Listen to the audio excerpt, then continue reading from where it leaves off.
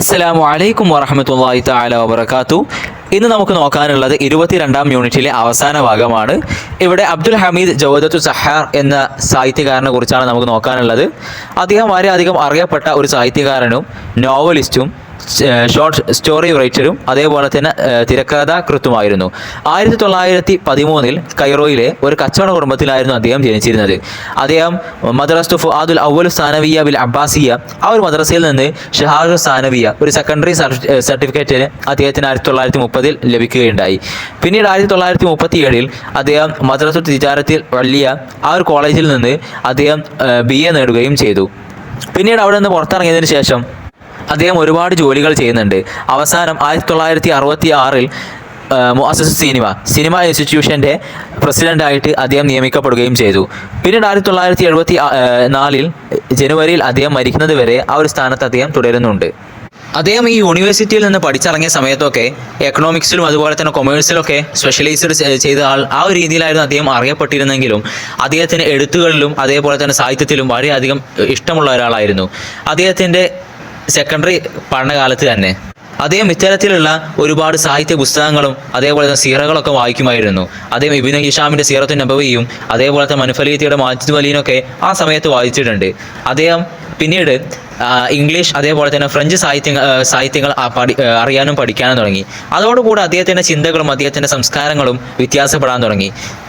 പിന്നീട് അദ്ദേഹം സാമൂഹികമായിട്ടുള്ള അല്ലെങ്കിൽ ഹിസ്റ്റോറിക്കൽ ആയിട്ടുള്ള ഒരുപാട് കഥകളും ഒരുപാട് നോവലുകളൊക്കെ അദ്ദേഹം എഴുതിയിട്ടുണ്ട്. അദ്ദേഹത്തിൻ്റെ നോവലുകളും കഥകളൊക്കെ കുട്ടികൾക്കും അതുപോലെ തന്നെ വലിയ ആളുകൾക്കും ഒരേ രീതിയിൽ അദ്ദേഹം എഴുതിയിട്ടുണ്ട്.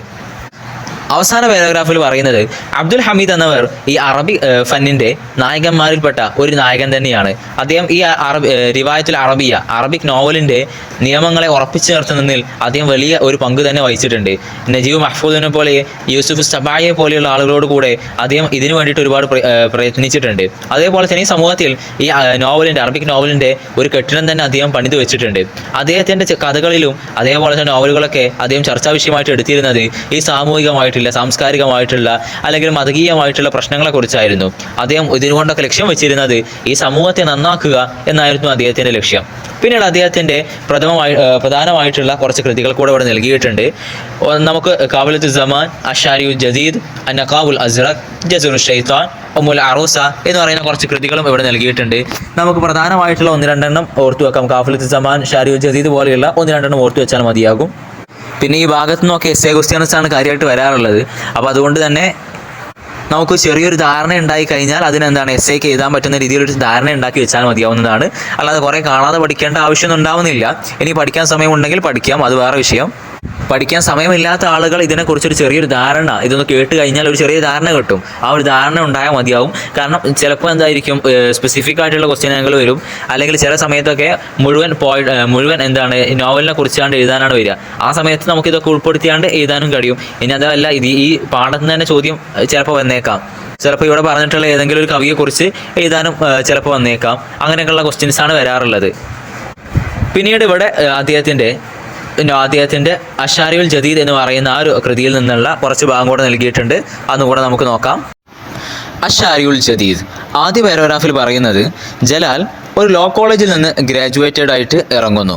അവൻ ഇറങ്ങിയ സമയത്ത് തന്നെ ആദ്യമായിട്ട് അവൻ ചിന്തിക്കുന്നത് ഒരു കാർഡടിക്കണം, ആ കാർഡിൽ അവൻ്റെ പേര് എഴുതണം. അതുപോലെ തന്നെ ഇത്രയും കാലമായിട്ട് അവൻ കഷ്ടപ്പെടുത്തി നേടിയെടുത്തിട്ടുള്ള അവൻ്റെ ആ ഒരു അഡ്വക്കേറ്റ് എന്നുള്ള അവൻ്റെ ആ ഒരു സിഫത്തും അതും കൂടെ അതിൽ എഴുതി വെക്കണം എന്ന് അവൻ ആഗ്രഹിക്കുകയാണ്. എന്നിട്ട് അവൻ അതുപോലെ ചെയ്യുകയും ചെയ്തു. അവൻ അവൻ്റെ ഉള്ളിൽ ഇങ്ങനെ ചെറിയ ശബ്ദത്തിൽ ഒരു അഹങ്കാരത്തോടെ ഇങ്ങനെ പറയുന്നുണ്ട്, ജലാൽ അലി യൂനുസ് മഹാമി എന്ന് പറഞ്ഞാൽ അഡ്വക്കേറ്റ് ജലാൽ അലി യൂനുസ് എന്നവൻ അങ്ങനെ സ്വയം ഇങ്ങനെ അഹങ്കാരത്തോട് കൂടെ ഇങ്ങനെ പറയുന്നുണ്ട്. അവൻ്റെ ചുറ്റുമുള്ള ആളുകളിലേക്ക് ഇങ്ങനെ നോക്കിക്കൊണ്ട് അവൻ്റെ ആ മൂക്ക് ഇങ്ങനെ ഉയർത്തുന്നുണ്ട്. അഥവാ ഒരു അഹങ്കാരത്തിൻ്റെ ഒരു അടയാളമാണത്. എന്നിട്ട് അവൻ്റെ ഉള്ളിൽ ഇങ്ങനെ വിചാരിക്കുന്നു, ഞാൻ അവരേക്കാളൊക്കെ ഉയർന്നവനാണെന്ന് അവൻ സ്വയം വിചാരിക്കുന്നുണ്ട്. ആ ഒരു വിചാരം അവൻ്റെ ഉള്ളിൽ അവനൊരു സന്തോഷം നൽകുന്നുമുണ്ട്. പക്ഷെ അവനതൊന്നും മതിയായിരുന്നില്ല. മറിച്ച് അവന് വേണ്ട എന്താ, ജനങ്ങളെല്ലാവരും അവനങ്ങനെ ഉറ്റു നോക്കണം. അതേപോലെ തന്നെ അവരെല്ലാവരും അറിയണം ഇവൻ അവരേക്കാളൊക്കെ മികച്ച ആളാണ്. അതേപോലെ തന്നെ ഈ ജലാൽ വലിയ ഉസ്താദാണ്. ഇതൊക്കെയായിരുന്നു അവൻ്റെ ആഗ്രഹം. ഇങ്ങനെ ജനങ്ങളെല്ലാവരും പറയണം, എല്ലാവരും അറിയണം എന്നായിരുന്നു അവൻ്റെ ആഗ്രഹം.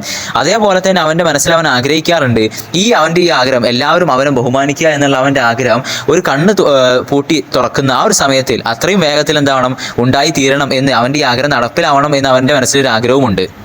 അങ്ങനെ കുറച്ച് കാലങ്ങൾ കഴിഞ്ഞു. അവൻ്റെ ആ കാർഡിലുണ്ടായിരുന്ന ആ ഒരു മാസ്മരിക നഷ്ടപ്പെടുന്നതായിട്ട് അവന് തോന്നി. അതേപോലെ തന്നെ അവൻ്റെ അഹങ്കാരമെല്ലാം കുറഞ്ഞു വന്നു. അവൻ്റെ ഉള്ളിലേക്ക് ഒരു നിരാശ ഇങ്ങനെ കയറിക്കൊണ്ടേയിരുന്നു. ഗ്രാജുവേറ്റ് ആയിട്ട് ഇറങ്ങിയിട്ട് ഇതുവരെയും അവനൊരു ജോലി ലഭിച്ചിട്ടില്ല. അവൻ ഇപ്പോഴും അവൻ്റെ സ്വപ്നങ്ങളൊക്കെ ഇങ്ങനെ നെയ്തുകൊണ്ടിരിക്കുന്ന ഒരു വിദ്യാർത്ഥിയായി, അവൻ വിശാലമായ സ്വപ്നങ്ങൾ കണ്ടുകൊണ്ടിരിക്കുന്ന ഒരു വിദ്യാർത്ഥിയായി ഇങ്ങനെ നിൽക്കുകയാണ്. അവൻ്റെ സ്വപ്നത്തിൽ വലിയ വലിയ ആളുകളുമായിട്ട് അവൻ്റെ ചങ്ങാതിമാരായിട്ടുണ്ട്. ആ ഒരു സ്വപ്നത്തിലാണ് ഇപ്പോഴും അവൻ ഉള്ളത്.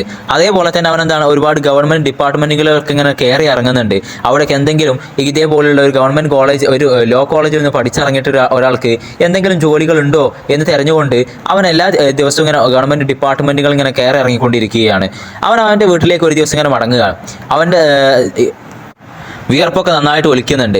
അതേപോലെ തന്നെ അവൻ എന്താണ്, ഒരുപാട് നിരാശയും അതേപോലെ തന്നെ ദേഷ്യമൊക്കെ അവനെ പൊതിഞ്ഞിട്ടുണ്ട്.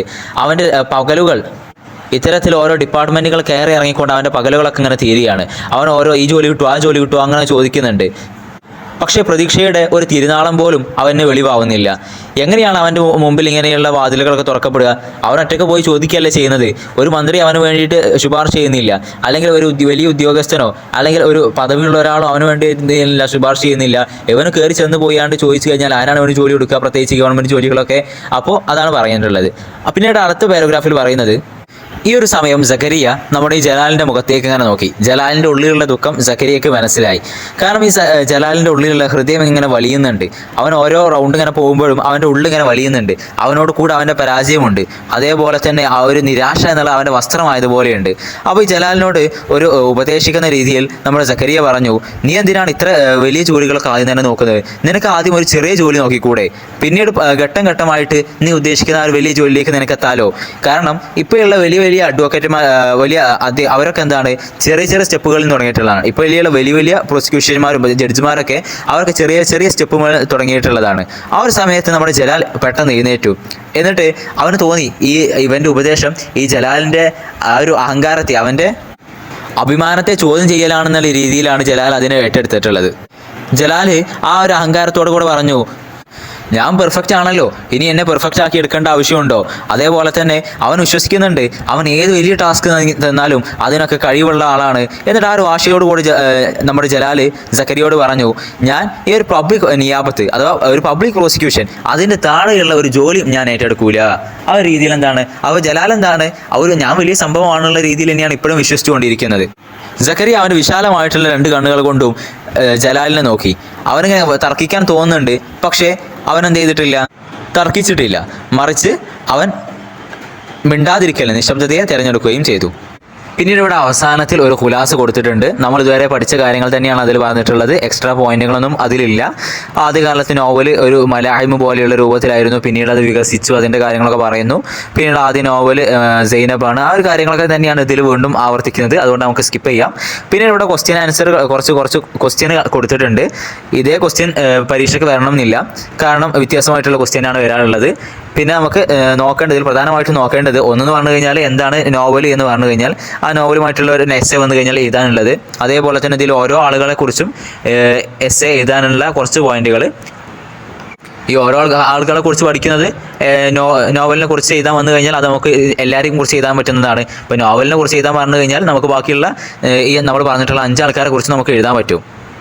ചുരുക്കത്തിൽ നോവൽ എന്താണ്, അതേപോലെ തന്നെ നോവലിൻ്റെ അടിസ്ഥാന ഘടകങ്ങളായിട്ടുള്ള ആ ഒരു സംഭവങ്ങളൊക്കെ, അതേപോലെ തന്നെ നോവലിൻ്റെ ഉത്ഭവവും അതിൻ്റെ വികാസവും, പിന്നീടുള്ള 5 ആളുകളും അവരുടെ കൊടുത്തിട്ടുള്ള കുറച്ച് കൃതികളും. ഇത് ഈ പാഠത്ത് നോക്കാനുള്ളൂ. കുറേയൊക്കെ മനഃപ്പാഠമാക്കേണ്ട ആവശ്യമൊന്നുമില്ല. ജസ്റ്റ് അതൊരു ധാരണ ഉണ്ടായി കഴിഞ്ഞാൽ തന്നെ എസ്സേ ക്വസ്റ്റ്യൻസ് ആണ് ഇവിടെ നിന്നൊക്കെ വരാറുള്ളത്. അപ്പോൾ ഒരു ധാരണ ഉണ്ടായി കഴിഞ്ഞാൽ എസ്സേ എഴുതാൻ സഹായകമാകും. ഇൻഷാ അല്ലാഹ്. അസ്സലാമു അലൈക്കും വറഹ്മത്തുള്ളാഹി തആല വബറകാതുഹു.